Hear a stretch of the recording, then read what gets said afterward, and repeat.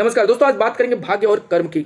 हमारी इच्छा मनोकामना पूर्ति कैसे होगी? धन क्या भाग्य से आ सकता है या कर्म करना जरूरी है? कर्म जरूरी है या भाग्य? तो इस बात को कुंडली से समझ लेते हैं। लग्न हम स्वयं होते हैं और हमारा तीसरा हमारी शक्ति, मेहनत और साहस होता है, और हमारी मन की इच्छा, चाहत, धन, आय के स्रोत, इनकम एकादश भाव होता है। अब तीसरे से अगर गिनेंगे तो एकादश भाव नौवां भाव होता है, यानी भाग्य।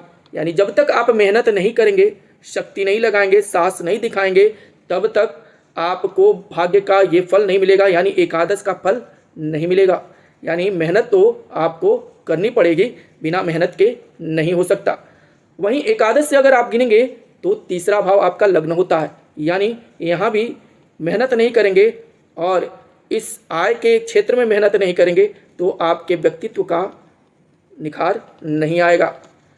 हर एक तीसरी चीज आपको मेहनत करके ही मिलेगी।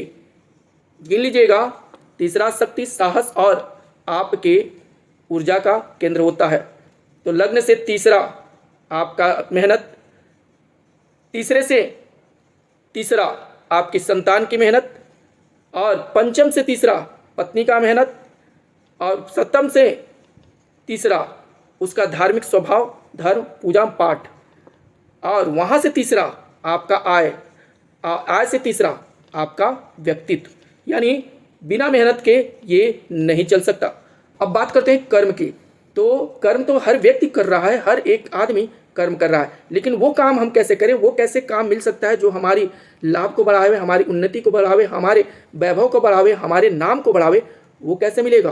तो बिना विवेक के आप कोई काम नहीं कर सकते। और आपका विवेक आपका पंचम भाव है, विद्या भाव आपका पंचम भाव है, बुद्धि आपका पंचम भाव है, और पंचम से पंचम गिन लीजिए तो आपका भाग्य भाव आता है, यानी धर्म का भाव आता है, दान का भाव आता है, और पूजन पाठ का भाव आता है। या और वहाँ से अगर आप गिनेंगे तो आपका लग्न पंचम हो जाता है, यानी धर्म, पूजन पाठ, यज्ञ, याग आदि, दान, उपदान ये करते हैं तो आपको आपकी बुद्धि निर्मल होगी, अच्छे लोग मिलेंगे, अच्छे कार्य मिलेंगे, और आपकी बुद्धि उस क्षेत्र में अग्रसर होगी, वो कामों को देना शुरू कर देगी जो आपको उन्नति देने वाले हों, लाभ देने वाले हैं।